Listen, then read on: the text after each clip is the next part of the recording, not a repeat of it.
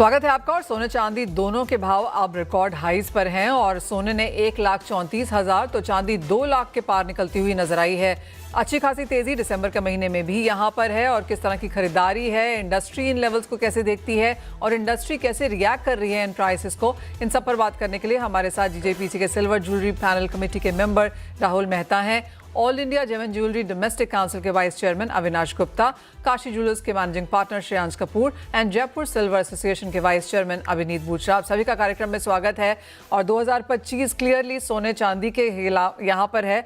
साथ ही साथ बाजार को लग रहा था कि दिसंबर का महीना जब शुरू हो जाएगा, सेकेंड वीक तक आते आते हम थोड़ी सी वॉल्यूम्स नीचे आता हुआ देखेंगे, कुछ मुनाफा वसूली आएगी, बुक क्लोजर्स होते हुए देखेंगे, लेकिन ऐसा बाजार में कुछ भी नहीं है। और आज का दिन फिर से हमने ऑल टाइम हाई और बहुत ही स्ट्रॉन्ग ऑल टाइम हाइज यहाँ पर बनते हुए देखे हैं।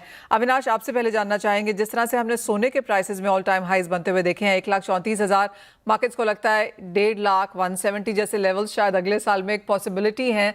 एज ऑफ नाउ जिस तरह की तेजी है, आपको क्या लगता है, वन, प्राइसेस कहाँ जा रहे हैं, और दूसरा, एज एन इंडस्ट्री आपको क्या लगता है, चाहे वो कारीगरों को सोना देने की बात है, बनवाने की बात है, मार्जिन्स हैं, उससे कैसे डील कर रहे हैं आप? नमस्कार मनीषा जी, आपने जो क्वेश्चन पूछा है, पहले तो प्राइस की बोल देता हूं। मेरे को लगता है कि जिस तरीके से फेड की जो प्राइस कट आई है और उसके बाद की जो कमेंट्री आई है, वो कमेंट्री ने एक वापस से रोड मैप दिया है 2026 के लिए, क्योंकि 2026 के अंदर भी ऑटोमेटिकली प्राइस कट आता हुआ नजर आ रहा है और उस वजह से प्राइस को डिस्काउंट किया जा रहा है। $40 बिलियन का ट्रेजरी बिल के बाइंग की बात की है फेड चेयरमैन ने। तो इन सब को देखते हुए वापस से तेजी की रुझान सोने ने पकड़ी है। और चांदी, जैसे कि इसके पहले भी हमारी बात हुई थी, तो हमने सोचा था कि दिसंबर तक $65 टच करेगा, लेकिन $65 दिसंबर एंड के पहले पहले ही चांदी नजर आ रही है अभी। तो ये चीज हो गई है प्राइस की। और प्राइस मुझे लगता है कि अगले फर्स्ट क्वार्टर में भी 2026 के मुझे तेजी ही लगती है, लेकिन केवियाट ये रहेगा कि करेक्शंस आएंगे। Corrections can be very deep, it can be 8 to 10% corrections. उसको अपने को ध्यान रखते हुए ही अपने को सोने और चांदी के अंदर पोजीशंस बनानी चाहिए। This is the point I want to make on price Manisha ji. Industry की जो आप बात बोल रहे हो, industry is really under stress, because जिस तेजी से चांदी और सोने के दाम बढ़ रहे हैं, उससे सोने और चांदी के अंदर, दोनों के अंदर कारीगर के साथ में भी रिस्क है, सेल्स की हमको रिस्क है, लेकिन साथ की साथ ये होता है कि जितना रिस्क है उतना रिवॉर्ड है।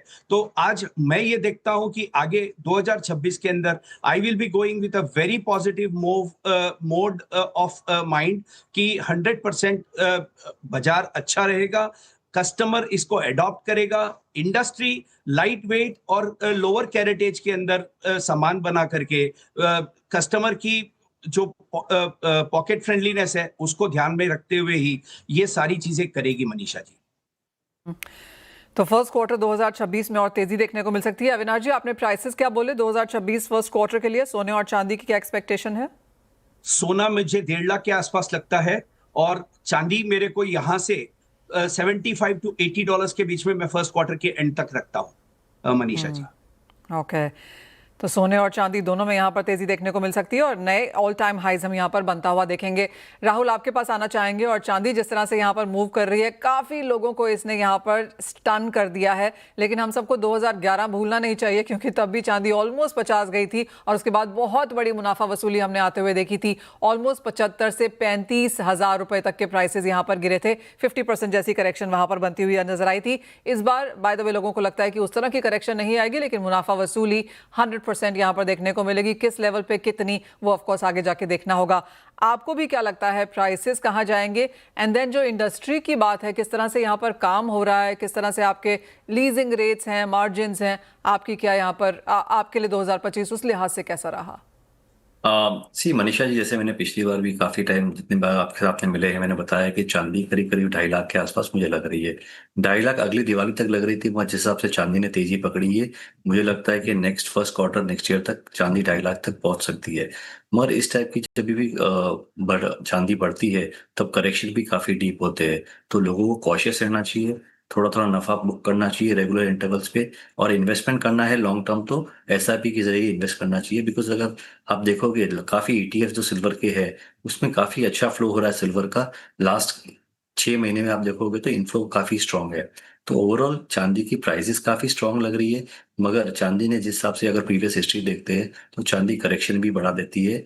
तो इस बार ज्यादा करेक्शन भी दे, मगर करेक्शन के अंदर अपने देखने जाए कि अच्छी बाइंग भी आ रही है।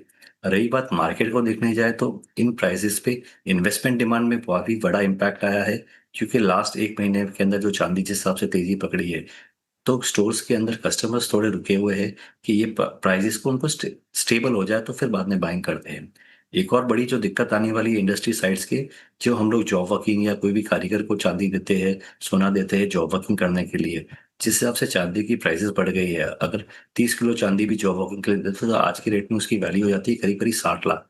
अभी 60 लाख कारीगर के ऊपर रिस्क करना नहीं करना एक बहुत बड़ी चैलेंज वाली काम हो गई। तो मेजर इम्पैक्ट जो आएगा कारीगरों पे काफी इम्पैक्ट आएगा, बिकॉज जॉब वर्किंग के लिए लोग पीपल वोंट बी कॉन्फिडेंट, उनको एक थोड़ा डर बना रहेगा कि इस प्राइसेस पे कभी कारीगर चांदी लेके भाग गया तो क्या होएगा। और same to same supply sale side पे भी दिक्कत आती है कि समझ लो जो क्रेडिट पे सामान बिकता था चांदी का पैन इंडिया, मुझे लग रहा है कि जो लोग धीरे धीरे होलसेलर्स और मैन्युफैक्चरर्स ने क्रेडिट मार्केट से कम किए जा रहे हैं। उनको क्रेडिट पे माल बेचने में थोड़ा अनकंफर्ट है, बिकॉज प्राइसेस बहुत अच्छी तेजी से बढ़ रहे हैं। और सब आज क्रेडिट पे भेजा एक्स प्राइस पे, विद इन 10-15 दिन में अपन देख रहे हैं कि चांदी 10,000 15,000 में चांदी बढ़ जाती है। ओवरऑल जो इंडस्ट्री वैल्यू एडिशन पे जो काम करती है बर्तनों के अंदर, वैल्यू एडिशन करीब 2 से 3% की वैल्यू पे एडिशन पे काम करती है, मगर जिस हिसाब से चांदी के प्राइसेस 5 से 7% बढ़ रहे हैं ऑन अ डेली बेसिस, तो ये बहुत बड़ी चैलेंज और दिक्कत वाला काम हो गया है।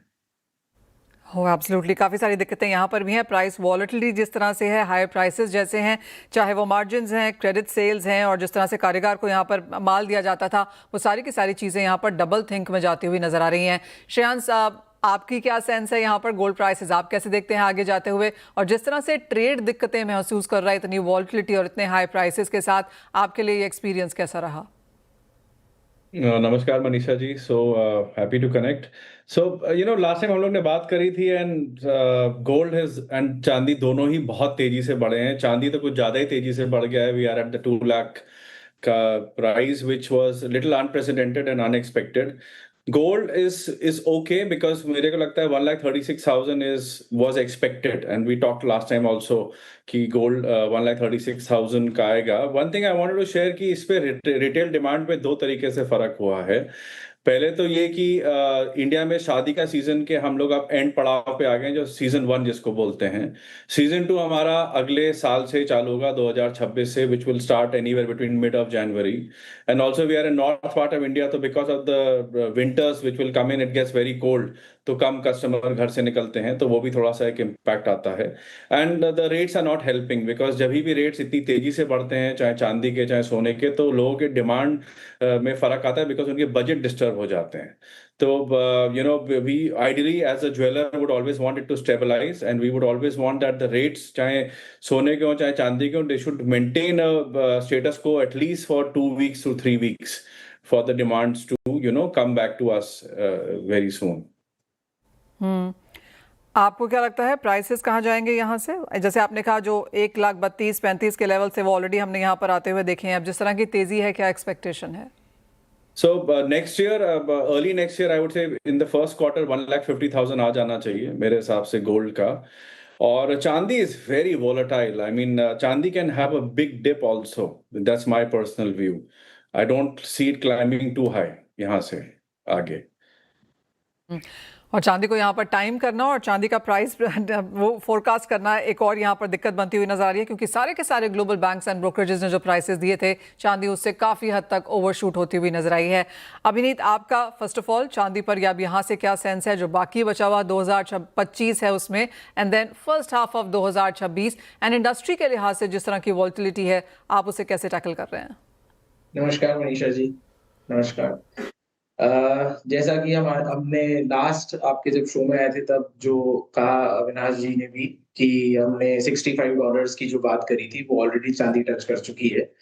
अब इंडस्ट्री की अगर अपन बात करें तो इंडस्ट्री में इसका बहुत बड़ा असर पड़ा है। एक तो मैन्युफैक्चरिंग कॉस्ट बढ़ गई है मैन्युफैक्चरर्स की, क्योंकि वर्किंग कैपिटल जो इन्वॉल्वमेंट है वो इतनी ज्यादा बढ़ गई है कि आपको लेबर बनानी पड़ रही है आपके कस्टमर्स के लिए, जो अभी इंडस्ट्री तैयार नहीं है, रिटेलर्स तैयार नहीं है। तो एक सबसे बड़ी प्रॉब्लम ये है। दूसरी प्रॉब्लम कि जॉब वर्क के लिए आप की कॉस्ट बहुत बढ़ गई है। आप कितनी भी मेटल देंगे तो आपकी रिस्क बहुत ज्यादा बढ़ गई है जॉब वर्क पे अगर आप काम देते हैं। दूसरा, ओवरऑल एवरीडे प्राइस चेंज होने की वजह से रिटेल एंड पे इतना ज्यादा फर्क पड़ा है। आपके रिटेल एंड पे रोज बार टैक्स, प्राइसिंग, एमआरपी चेंज नहीं हो सकती हैं कि आज अगर एज अ मैन्युफैक्चरर हम रिटेलर्स को बेचते हैं तो रिटेलर्स के लिए एवरीडे प्राइस चेंज हो रही है, एंड जो टैगिंग से काम करते हैं वो लोग एवरीडे प्राइस चेंज नहीं कर पा रहे हैं। एक चीज वो प्रॉब्लम आ रही है उनको। दूसरा, कस्टमर्स रेडी नहीं है क्योंकि स्टेबिलिटी नहीं है। सो जब इतना प्राइस फ्लक्चुएशन यूजुअली रहता है तो डिमांड एकदम से डिप हो जाती है, एंड वही हम देख रहे हैं अभी पूरे एंड पे। सिल्वर की अगर हम रिटेल एंड पे भी बात करें तो demands have gone down for jewellery specifically. Coins और उसमें अगर हम बात करेंगे तो बार्स में उसमें डिमांड है, बट वो इन्वेस्टमेंट पर्पज से ही डिमांड है, बहुत ज्यादा नहीं है। लाइट वेट ज्वेलरी की डिमांड जरूर है, एंड ओवरऑल अगर हम बात करें तो it is immediately like may be अगर 5 से 10 दिन में प्राइसेस स्टेबलाइज हो जाती हैं तो आई थिंक डिमांड्स वापस आ जाएंगी, मार्केट बेहतर हो जाएगा। बट अगर हम अभी फ्लक्चुएशन की बात करें तो इतने फ्लक्चुएशन में डिमांड्स नहीं रहती हैं। We have to wait. And price की अगर हम बात करें तो शॉर्ट टर्म में मैं मानता हूँ करेक्शन एक पेंडिंग है। $50 to $55 मैं देख रहा हूँ यहाँ से शॉर्ट टर्म में करेक्शन आना चाहिए। मीडियम टर्म में $75 to $80 is the price bracket I'm looking for, like 6 months to 1 year. And 2027 से 2030, like a longer run, I see like around $100, from $80 to $100 ये सिल्वर की प्राइस होनी चाहिए। ऑलराइट, तो एक नियर टर्म करेक्शन आनी ही चाहिए, या आप कुछ कह रहे थे अभिनीत? नहीं, मैं ये कि कॉशियस, अगर ट्रेडर्स हैं तो उन्हें कॉशियस रहना चाहिए। And long term horizon silver का बहुत पॉजिटिव है, बाइंग ऑन डिप्स रहती है। एंड बट अगर हम शॉर्ट टर्म की बात करें तो बहुत कॉशियसली ट्रेड करना चाहिए। तो वेल, सभी का यही मानना है कि एक करेक्शन यहाँ पर एब्सोल्युटली आ सकती है। हैविंग सेड दैट, ये चांदी है और इसने हमेशा बहुत ज़्यादा वॉल्टिलिटी दिखाई ही है, लेकिन लॉन्गर टर्म यहाँ पर पॉजिटिव क्यूज अभी भी बरकरार हैं। ऑफ कोर्स जहाँ तक इंडस्ट्री की बात है, कुछ दिक्कतें यहाँ पर हैं, चाहे वो मार्जिन को लेकर है, लोअर रिटेल है, लोअर जॉब वर्किंग के लिए कैसे दें, मार्जिन को इश्यूज़ हैं, तो वो काफ़ी सारी चीज़ें ऑफकोर्स इंडस्ट्री यहाँ पर फेस कर रही है। लेकिन आपको याद दिला दें कि चांदी लॉन्ग टर्म बुलिश इसलिए भी रह सकती है क्योंकि 1, इसे यूएस की क्रिटिकल मिनरल लिस्ट में शामिल किया है। 2, चाइना यहाँ पर काफ़ी हद तक 1 जनवरी 2026 से इसके एक्सपोर्ट पर रिस्ट्रिक्शन लगा सकता है। और तीसरी बात, सारे के सारे जो बड़े बैंक्स हैं उन्होंने शायद अपनी शॉर्ट पोजीशंस यहाँ पर कम की हैं और लॉन्ग्स में यहाँ पर रहने की आगे जाकर उम्मीद है। फिर चाहे वो सिटी है, गोल्डमैन सैक्स है, जेपी मॉर्गन है, सभी का मानना है कि चांदी अगले 2-3 साल आपको अच्छे खासे गेंस दिखा सकती है। तो हमने वहाँ से भी एक बहुत स्ट्रॉन्ग पुश आता हुआ देखा है। अविनाश जी, आपके पास पहले आना चाहेंगे। जितने लोगों से पहले बात होती थी यही सुनने को मिलता था कि अगले 2-4 साल के लिए हमारे ये प्लान्स हैं, लेकिन जिस तरह से सोने चांदी ने अब बिहेव किया है, अब अगले साल के आपके क्या प्लान्स हैं? मनीषा जी, मेरे को लगता है कि सारी इंडस्ट्री अभी कस्टमर की पॉकेट की तरफ ध्यान दे रही है।